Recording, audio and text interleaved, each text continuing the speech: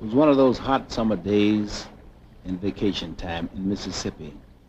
My sister Rachel was down at the swimming hole waiting for me to come down. I began slowly to ride this horse down to the stream. Suddenly I was to meet with an experience that was to be a deciding factor in my life. This may be just a story set in the Mississippi of the mind rather than memory. But to one man it was more than memory, it was a vision. To him, it is true even though it might never have been real. This boy on horseback who might never have been except in this man's mind, this boy and no other, this is the boy who was to grow up to become one of the most elegantly brutal, most exquisitely devastating, and yet one of the most terrifically gentle men the world of fists has ever known. This is the boy who was to grow up to become Archie Moore, the light heavyweight champion of the world.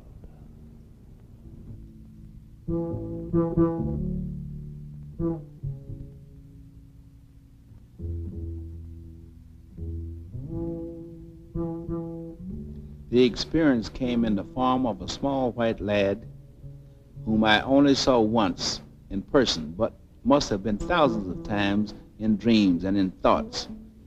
And after getting to the swimming hole, all the youngsters there sat around the rocks, and they were proudly admiring me coming up on this horse.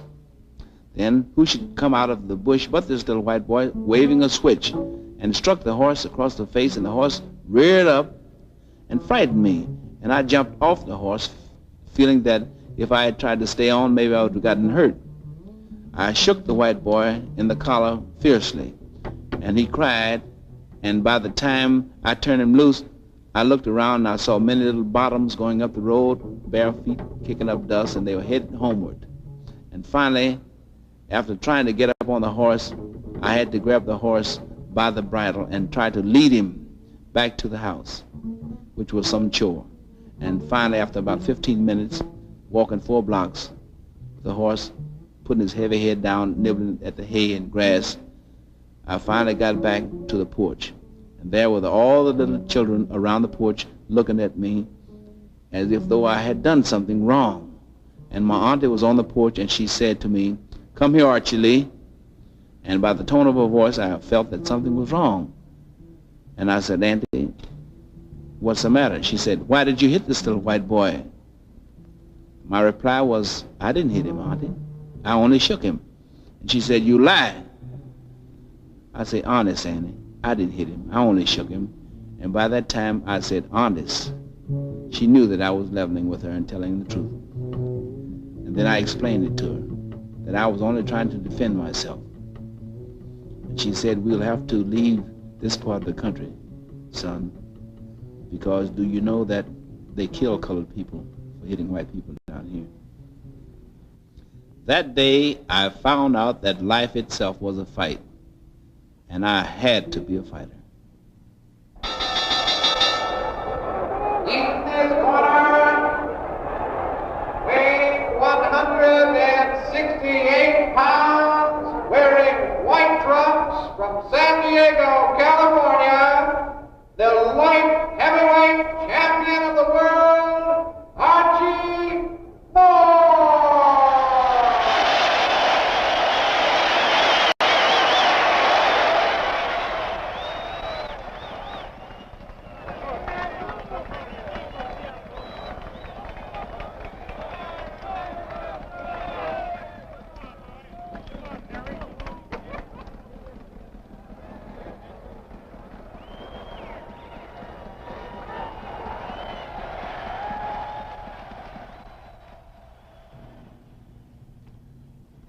He says his name was always Archie, never Archibald.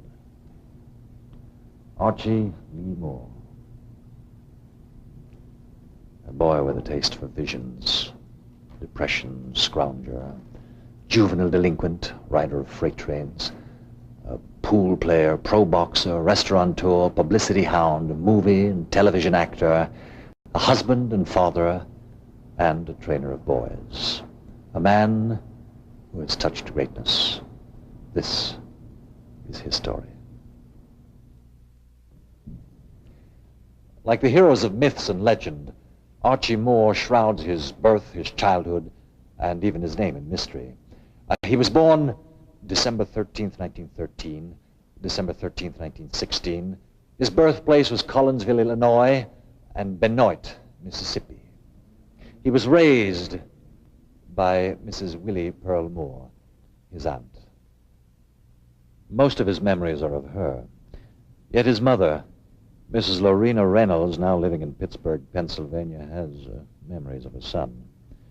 Of a son born Archibald Lee Wright, a boy perhaps Archie Moore has forgotten. The Moore family, they raised Archie, Rachel, and Samuel, and Louis, and my children. And after they growed up to be big size, I moved away from around them, but I was around them. I come around them every day, you know, and to see about them. Things were very well with us because having a steady job and being an honest worker, our Uncle Cleveland always kept us in groceries and clothing. Cleveland Moore, that was my brother. He was more than a brother to me because he was my father and everything. He was everything to me. And to Archie. And every time he would wash his face, the muscles would ripple, and how me as a youngster would look and admire. And I would make a muscle sometimes, and my muscle looked like an egg. And I imagine if he had lived, Archie wouldn't have even got into that trouble. My uncle called me into the room as he was dying, and he asked me, holding my eyes to his, he asked me to promise him that I would take care of my auntie until one of us died.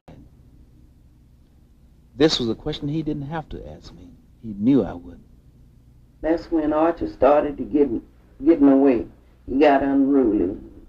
He was cutting school and just bad, just doing bad things. And I would be worried about him. Sometime I'd go look for him. I didn't find him. Then I would inquire about him. And so when he did come in, I'd ask him, I said, Archie, where has you been? He said, Mom, I've been to the gym. And I said, what is you doing? He said, I'm gonna box, Mama. And then I tell him, I said, oh, you ain't gonna be no boxer. In the mid-30s, I was in the CC camps in Poplar Bluff, Missouri, Camp 3760, about 15 miles out into the wilderness. And I really enjoyed this camp because the work we did, to me, was being paid to exercise. I had just met a young lady at that time named Gladys, dancing, a malted milk, something like that. It was very fine.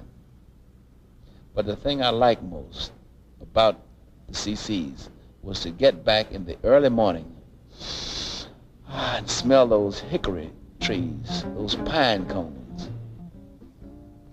We'd be taking to work in a stake-body truck. And as we got into the woods, the boys were sitting down on the benches in the truck, and I was standing over the cab of the truck, leaning forward, planting my feet in the center of the truck, pretending that I was young Griffo, the champion of Australia, who was magnificent in his defense, making men miss him 50 times as he stood on the hanks, bobbing, weaving. Of course, I had many non-believers in my captive audience, as they said I was punch drunk already before I even started boxing. It was fun, though, watching those branches very closely, making them miss just a split second. The timing was all essential in this, because if you can keep a man from hitting you in the head, you can last a long time. And this is what I did. The monotony of camp life was to be broken by payday, but I lost all my money in a crap game.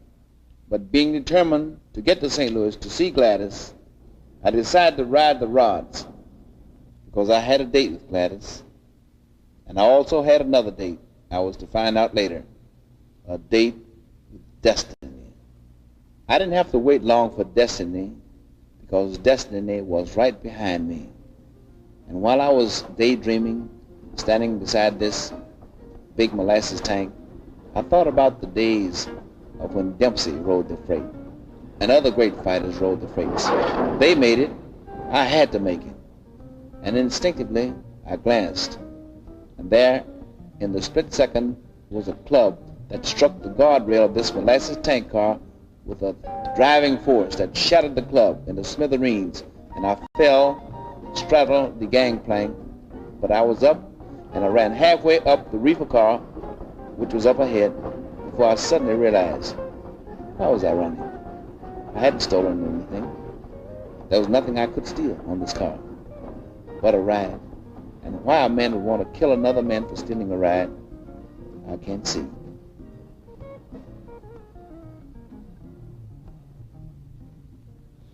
Well, after what seemed a long time, getting a lot of experience and building my body in the CC camp, I thought it was time to move on because I had boxing really on my mind.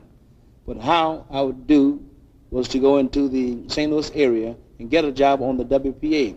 We were standing around the fire one day, and boy, it was cold, about 5 above zero. And we were talking about Louis Armstrong and the Mill Brothers, who, by coincidence, had made a beautiful tune, a big seller, called WPA. Went something like this: oh, the WPA, you lean on your shovel, you work while you play, the WPA.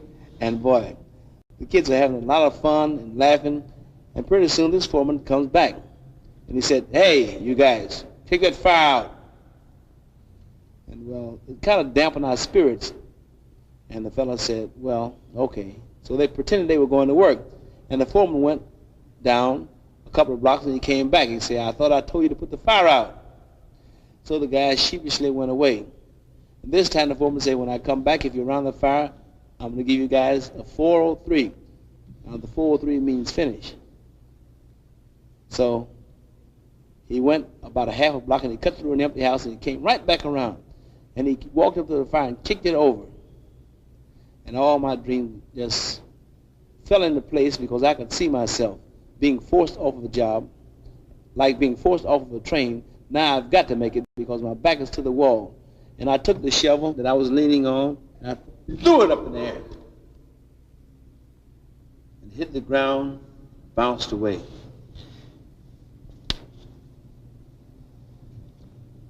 And I said, fellas, I've had it. The next time you see me, you'll be paying.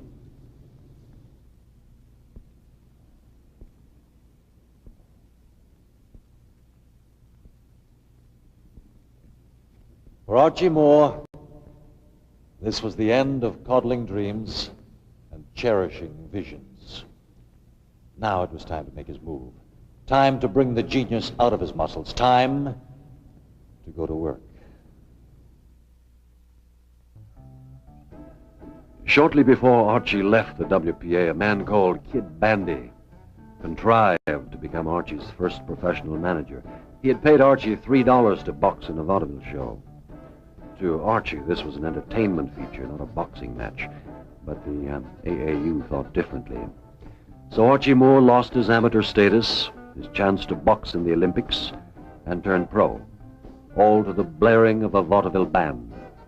A forlorn, if not grotesque, fanfare for a gladiator. But all doubt and disappointment left Archie when he turned pro. He left Bandy for George Wilsman, and then Wilsman for Cal Thompson. Thompson impressed the young Archie as having true flash.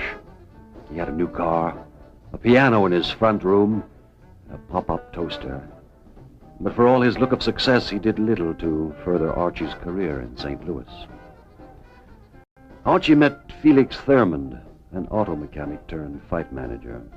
They loaded Felix's car with soda pop, peanuts and oranges, and together, armed with visions and conviction like Don Quixote and Sancho Panza, they left St. Louis for California in search of adventure, glory, and the big time.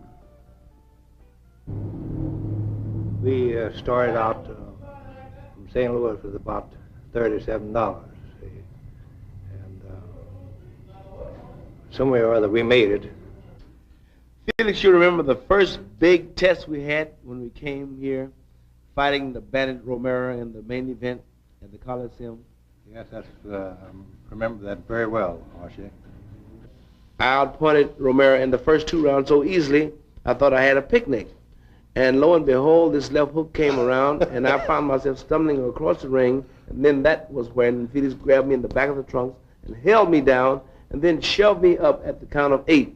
In this confusion, everybody was hooping and hollering, so I stooped down and run right around the ring, see, and Archie was getting ready to pop up and start out again, but I held him down. See, I reached in and got my hands in his back of his trunk, and held him down, and he was wiggling, trying to get up, and I said, "Stay down, stay down, stay down." And when the count got up to 8, I think it was, why I said, "Now go ahead," see, and he went on out and finished the fight. Well, how that anybody of the judges did not see you and disqualify you and me, I don't know, for interference, because you know that there is a rule in boxing that nobody is supposed to put hands on a fighter, you know, who except the opponent. Well, you see, Archie, I've been pretty slick member, not only the fight game, anything else all my life. Yeah, that was... and I took the advantage of that, of the people hooping and to get around there and save my fighter. And then I found myself going through the fight and coming awake in the 8th round, and I asked Felix, "What round is this?" I didn't even know I was in a fight. I had been in a fight. And Felix said, "This is the 8th round, so you got 2 rounds to go." And I said, "Well, I won the first 2 rounds, and I must have won 1 or 2 of the others." And he said, "Yes, you did." He said, "You can win this fight." And I said, "Well, I'm going to fight this guy now." Yeah, and then I went right into him with my head down and my head laid on his chest, and I stayed there and wailed away until the 10th round. And after the fight was over, the referee, who was the only one to give the decision, raised Romero's hand, and somebody threw a bottle in the ring, in the paper cup. Somebody got cut, and several little altercations happened in the stands because the people didn't feel that I really lost that fight.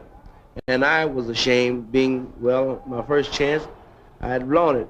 So I went downstairs and waited and hid in the dressing room in half an hour.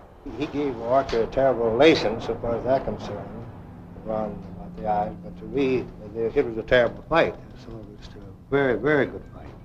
When he was waiting in the dressing room with me, he was trying to get my eye down. My eye was swollen up so bad, I couldn't see out of it. And then I said, "Well, I'll slip home now," ashamed. And when I came outside, there were about 50 people waiting, and they all told me, "You didn't lose the fight." But the next day was a great headline in the paper: Moore loses decision to Bandit in the sensational fight. Archie won 12 of his next 15 fights.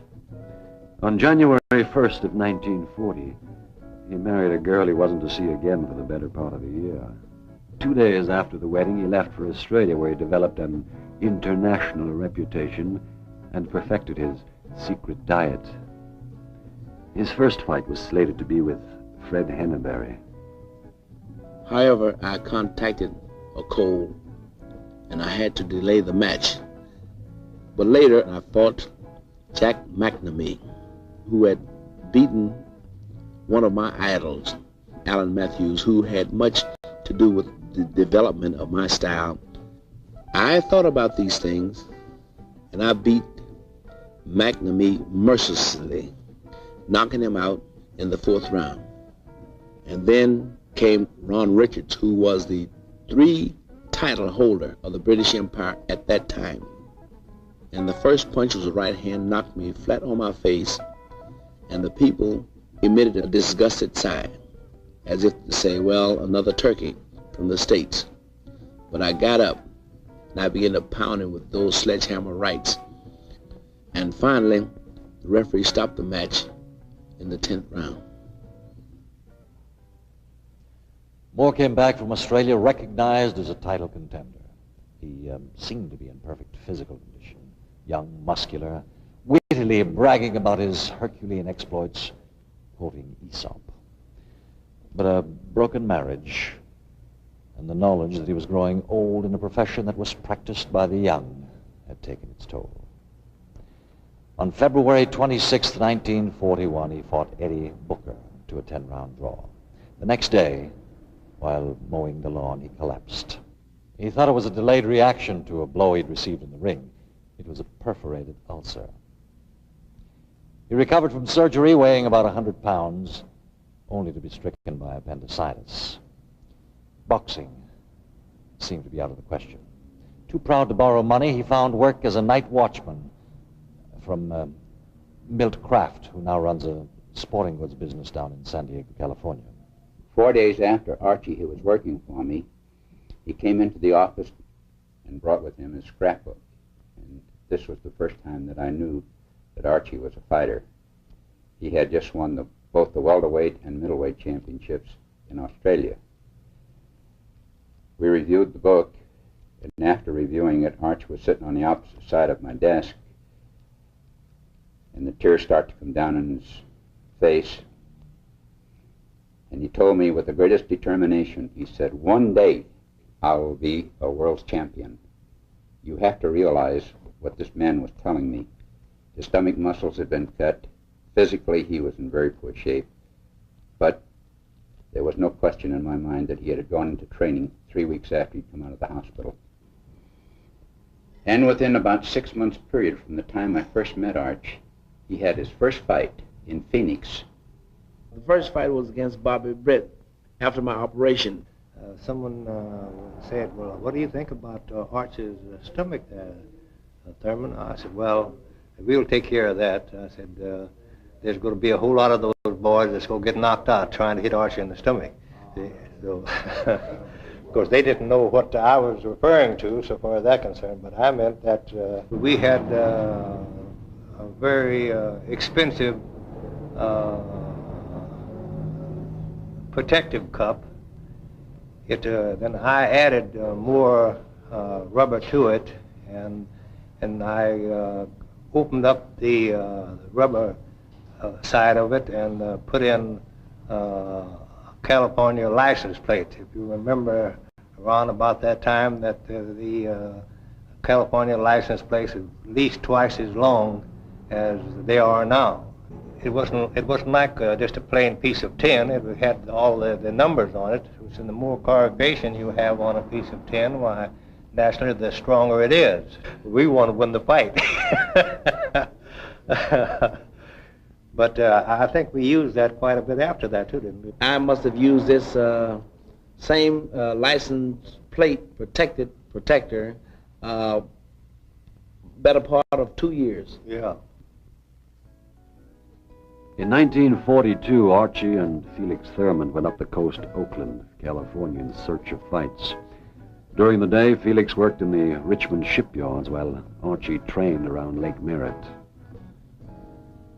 Going down this trail every morning to Lake Merritt, I saw many fighters whom they wouldn't even make good sparring partners for me, but they were getting fights. And I began to ask myself, why is it that me, rated number 6 in the middleweights, yet and still I can't get enough fights to earn $300 a month? Now there are people like Jake LaMotta that I know I could beat, fighting in Detroit and getting $12,000 for their purses, and I can't make $300 a month. Am I the biggest fool in the world? Something has to be done. And so in order to be free, in a sense, from borrowing money from the managers, I decided that I would open a chicken shack. At least I could eat every day. Now chicken, it can be fried, boiled, broiled, baked, fricasseed, or even stolen, as it was in my case when I played in the film Huckleberry Finn. And still today, I enjoy frying a few chickens for my family, having Rena and Joni helping me and Hardy cutting the wood, because we do it in a primitive style. Well, the experience that I gained in frying the chicken in the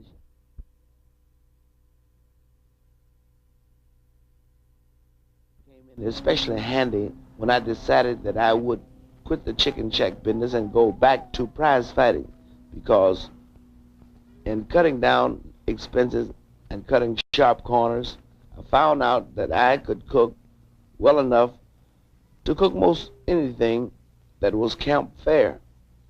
The fried chicken was kind of a special after a monotonous 30 days or 40 days of steaks. The chicken was a delightful experience.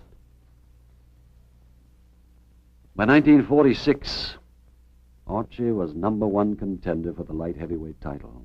He remained #1 throughout the reigns of Gus Lesnevich, Freddie Mills, and Joey Maxim, a period of 6 years. For Archie, 6 years of being conspicuously ignored. He continued fighting and winning with almost boring regularity. By 1950, both Archie and the public seemed to be losing interest in his fight career. He entertained with a dance band for a while. He took up hustling pool. He toured Latin America. He seemed on the way out. Finally, he launched a nationwide publicity campaign and forced the champion, Joey Maxim, to meet him. The date, December 17th, 1952. The place, St. Louis, Missouri. The town where he had grown up with his Uncle Cleveland and Aunt Willie. Archie Moore was back home to fulfill promises, back home to realize a dream that began in Mississippi.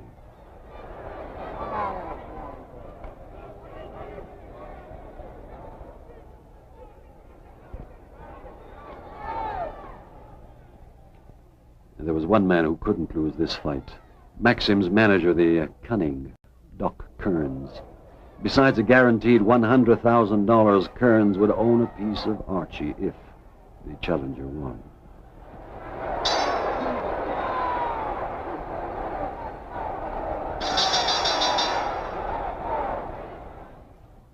After 12 years of being a rated contender, at 39, or perhaps 36 years of age, an age when most boxers retire, Archie Moore was the light heavyweight champion of the world.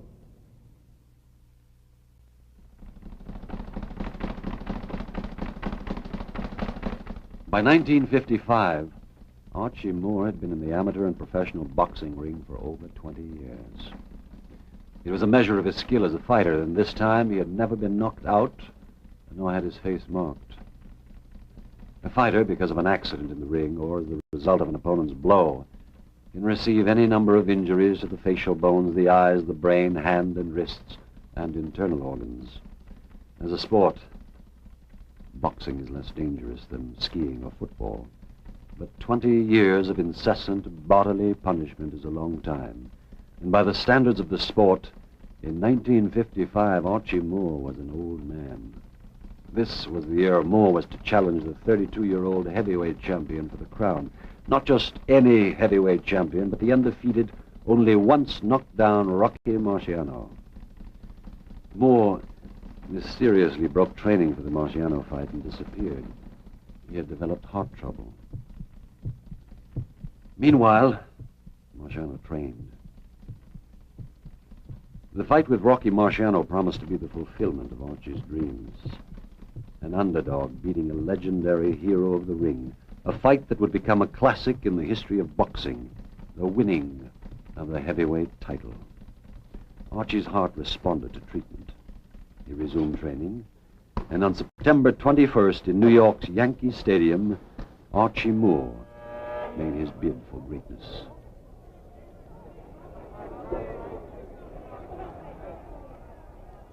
Oh, the Marciano fight, that was it. I didn't believe Archie was going to win that fight. It was going along fine. Archie was in the ring fighting. When people was cheering him, and I was too. Marciano knocked him down. Well, I didn't think nothing about it. I just told him to get up and fight. Get up, Archie, and fight. Get up, Archie, and fight. That's what I was hollering. Everybody was hollering, and Archie was covering up, going in that shell, on the ropes. So finally, Marciano they stopped the fight. He knocked him out. He was sitting on the ropes. He couldn't help himself. And so Marciano was very nice about it, though, because he could have hurt Archie on that rope, but he didn't. After he got up, Marciano went to him and threw his arms around him and told him it was a good fight.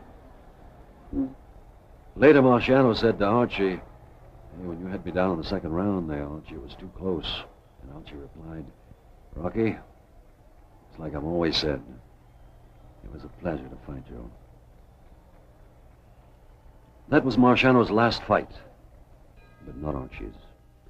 He kept his light heavyweight crown, but wanted the heavyweight title, too. He fought for it against Floyd Patterson and lost.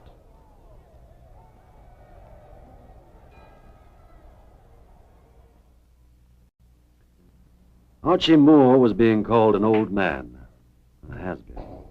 He was well liked in the boxing world, but no longer being taken seriously, even though he was light heavyweight champion of the world.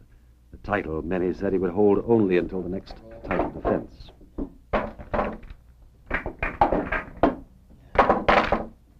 I'm gonna put a Kansas City rack on these balls. Guarantee you the bet the 8 ball don't move 3 inches. 8 ball a corner. Look. Kansas City rack. Well, you should have been with us during the Durrell fight. Man, what a crew we had.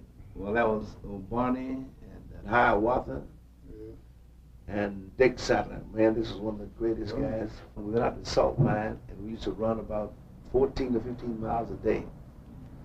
And man, I got in such great shape because I was real conscious of the fact that everybody was calling me the old man. Well, he's washed up. Well, they've been saying that for the last 10 years. Well, now, really, I was at the crossroads, and I had to prove something. 5 in the corner, sir. See, this is the way I put Durrell in the corner. See? I locked him right up. And you know, that Dick was just a great old cat. Yeah, I remember Dick Sattler. Jumping over those ropes.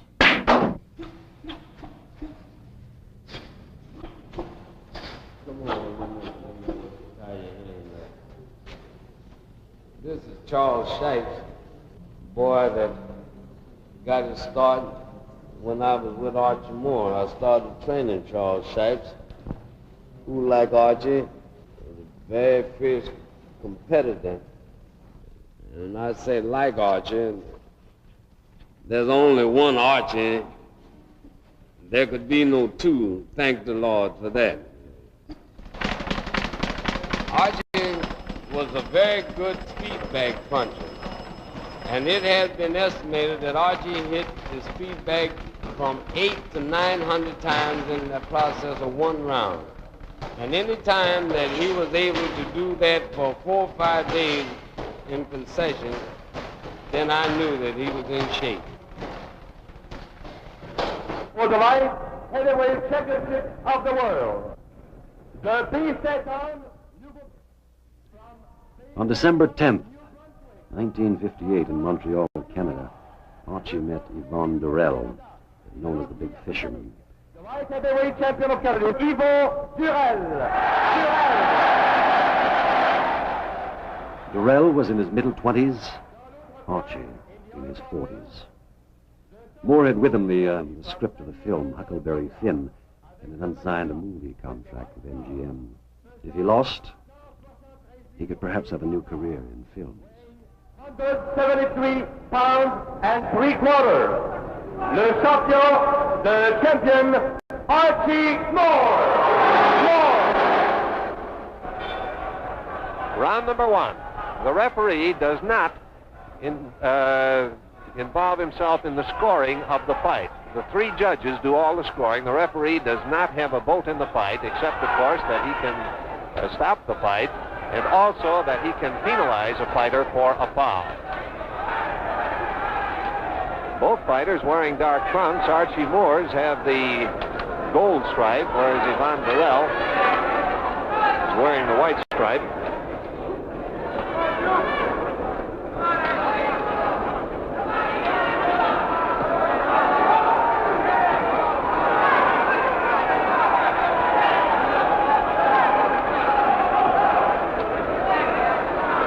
Guess work on this fight, pretty much came to a unanimous conclusion that Durrell would have to come storming in at Archie Moore early in the fight if he were to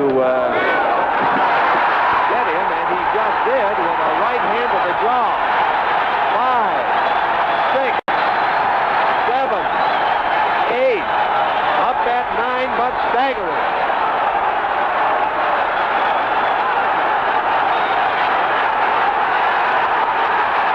Archie Moore dazed and staggering. Yvonne Durrell swarming over him. Is this the night Father Time swings the sign? Archie Moore pounding from rope to rope and on his feet, rubber-legged. Durrell nailing him with everything he has. The gallant old champion staggering about the ring.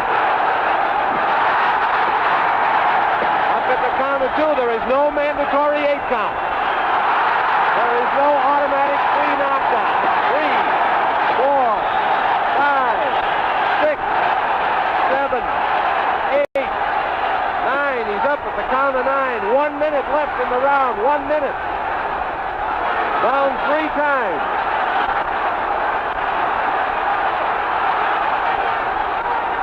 Durrell trying to measure him. Can't seem to quite get to him as Moore now tries to move in and go into that shell-like defense. If Archie Moore lasts this round, it will be boxing's modern miracle. 30 seconds to go.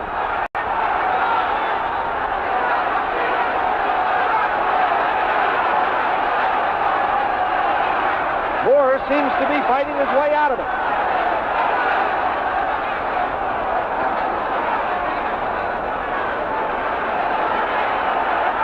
10 seconds. Archie Moore is going to make it.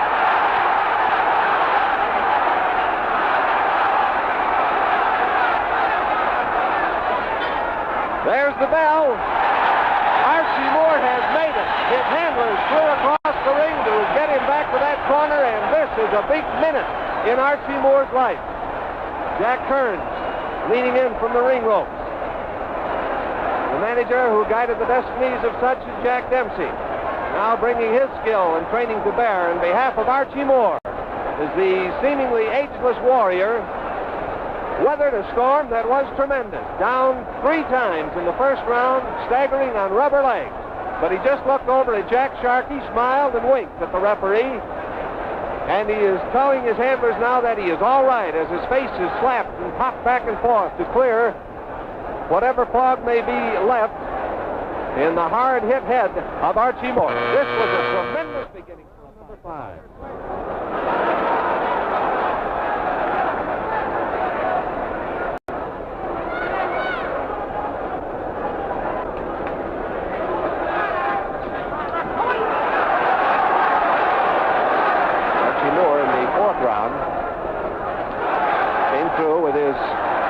Most effective punches of the fight, was hitting with good speed and good snap in that 4th round.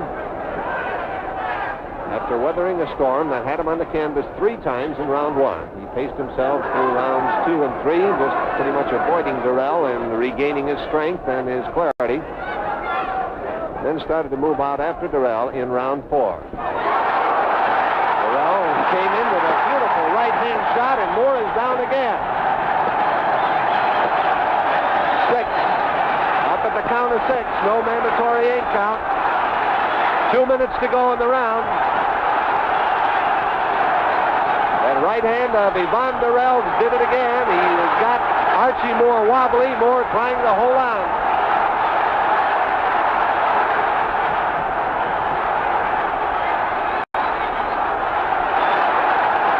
Archie Moore staggering, but fighting back. An amazing display by boxing's elder statesman, Archie Moore. How long can it go on?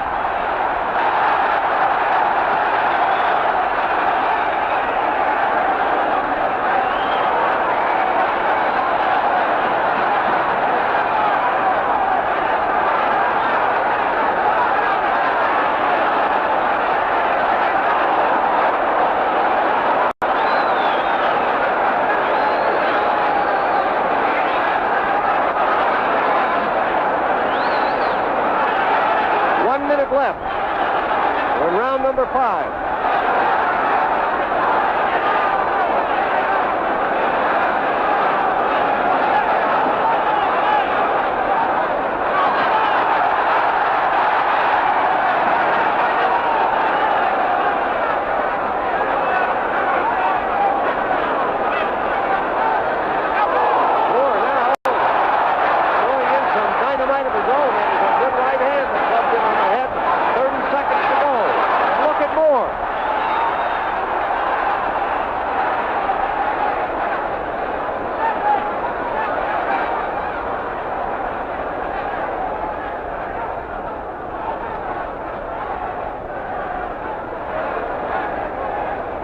Seconds to go. Round 5.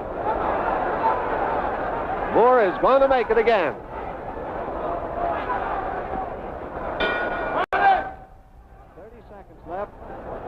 Round number 7.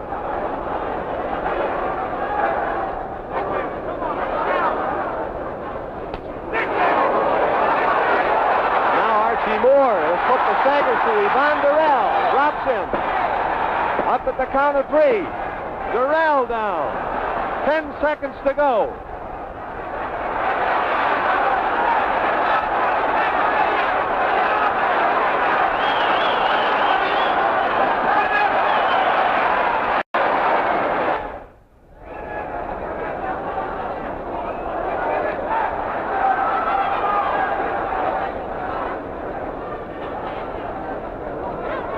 One minute to go.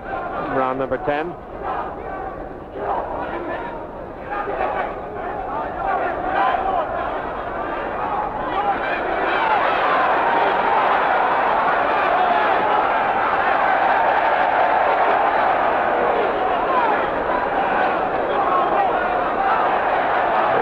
Shooting with those big punches, that big right hand that almost gave him the light heavyweight championship in the 1st and 6th rounds when he had Archie on the deck.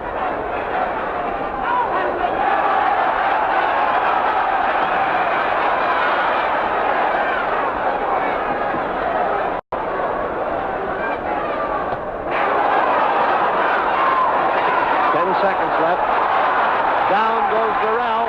2, 3, 4, 5, 6, 7, 8. Saved by the bell at the count of 8. But Archie Moore has completely reversed the early trend in this fight. Yvonne Durrell now is the troubled fighter, the weary fighter, the fighter who is dropping to the canvas. Across the ring, Archie Moore sits quietly, looking over here at Yvonne Durrell, surveying the damage that he has caused to be done here in this ring in Montreal. Now we come to round 11. Seconds were late getting out of the ring.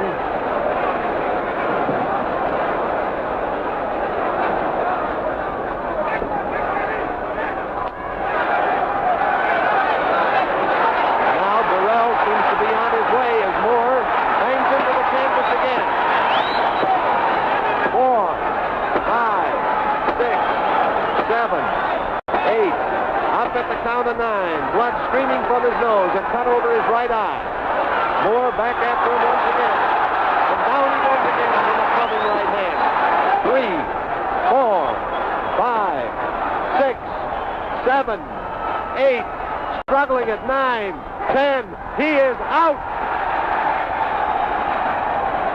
Man, oh man, what a dramatic turn in this fight. Archie Moore. Archie, when you came into that ring in that beautiful sequin robe, I thought to myself, he looks like Superman. Well, after seeing you fight here this evening, I think you are. Well, thank you very much. I enjoyed the fight so very much, and Yvonne Durrell is a much better opponent than the people had granted him. And I can see why that he had a lot of those fellas down. I would say you could see why. Wow. How much do you remember of the first round, Archie? First round I can remember, only thing I can remember are the knockdowns, but I remember something kept telling me, get up, get up. Yes, it was something telling me, I was hollering, get up, you got to make it, you can't get me done, you must get up. Archie, was there any particular moment in the fight when you saw it was beginning to come your way? Well, I saw it beginning to come my way, and about the 4th round when I began to stiffen him up with good left straight jabs and work him around, and then I knew that I could get a right hand punch over, which I did. Being one man and the master of one art wasn't enough to consume the energy of one Archie Moore. He was full of visions, schemes, and an unquenchable desire to be many people at once. He had been a restaurateur, he had run a dairy, he had operated a market, entertained with a dance band, and in 1959, he became an actor. He played the part of Jim, an escaped slave in MGM's production of Mark Twain's classic, The Adventures of Huckleberry Finn. His wife and advisor, Joan, said that out of all the Negro actors considered for the part of the escaped slave, Archie was the only one who could play it with dignity. And working with the professional people such as John Carradine, Eddie Hodges, Mickey Shaughnessy, they were helping me in every way, especially Mr. Tony Randall, who is one of my favorite actors. The most important role in Huckleberry Finn is not Huckleberry Finn, it's the escaped slave, Jim. That's the real story. Will Jim make it to freedom? And he has an extremely touching role in one heartbreaking speech in which he tells the story of how he was with his small daughter. She's 2 or 3 years old, and he tells her something and she doesn't pay any attention, and he hits her. And then realizes that she's deaf. And he feels that all the tragedy that's come to him is God's punishment for having slapped that poor deaf child. It's a heartbreaking speech, and it was the speech that they gave Archie Moore for his test for the part. Very difficult, because even though it's terribly sad and touching all by itself, if you do it in the least bit wrong, it'll be either too much and be maudlin, or be mawkish and unconvincing. Well, I saw Archie's test, and the tears were just pouring down my face. It was so simple and real. It wasn't as if he had learned lines. He was simply telling a story of some frightful thing that had once happened to him in his own life. That's what good acting is. You saw the picture, he was the best of us in the picture, too. Archie's a remarkable man. What was your greatest thrill? An actress asked Moore. Getting a starring role in Huck Finn or winning the championship? Why, it was winning the championship, Moore answered. The actress ignored Moore's eyes that had fried so many fighters, and she pressed on. But you're an actor now, remember that. To which Moore replied softly, I am a fighter first, last, and always.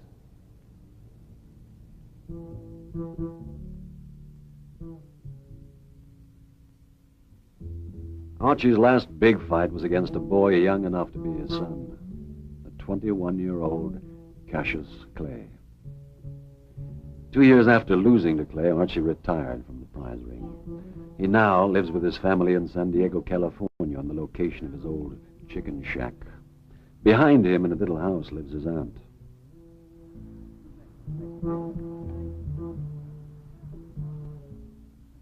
I thought that my greatest effort would be to win the heavyweight championship of the world.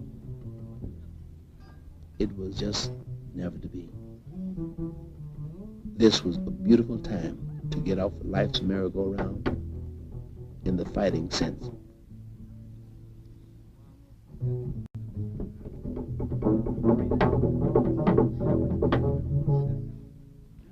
Archie says that he's over the hill and coming down the other side, but if he is, he comes running. Still filled with visions and in the pursuit of a dream. And following him are the boys of Archie's ABC, Any Boy Can training program. His object is to lead them away from the path of juvenile delinquency, to give them a sense of dignity.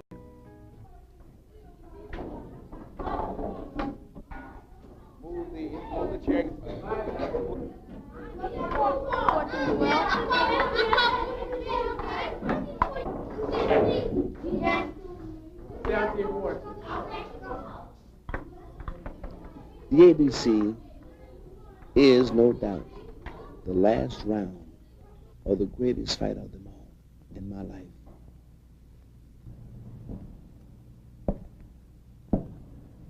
For the record, Archie Moore fought 228 fights in 29 years as a professional fighter. And he won 140 of these by knockout. Once in Mississippi, he was a boy with a dream. Now he has a dream for boys. My career is like a river, Archie has said. I would like to have it end by fulfillment, by flowing out into the mighty ocean. I don't want it to dry up before it reaches there.